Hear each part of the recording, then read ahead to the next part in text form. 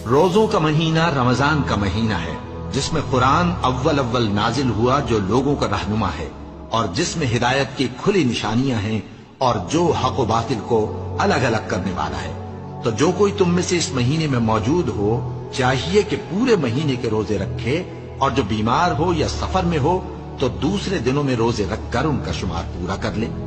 اللہ تمہارے حق میں آسانی چاہتا ہے اور سختی نہیں چاہتا، اور یہ آسانی کا حکم اس لیے دیا گیا ہے کہ تم روزوں کا شمار پورا کر لو، اور اس احسان کے بدلے کہ اللہ نے تم کو ہدایت بخشی ہے تم اس کو بزرگی سے یاد کرو اور اس کا شکر کرو۔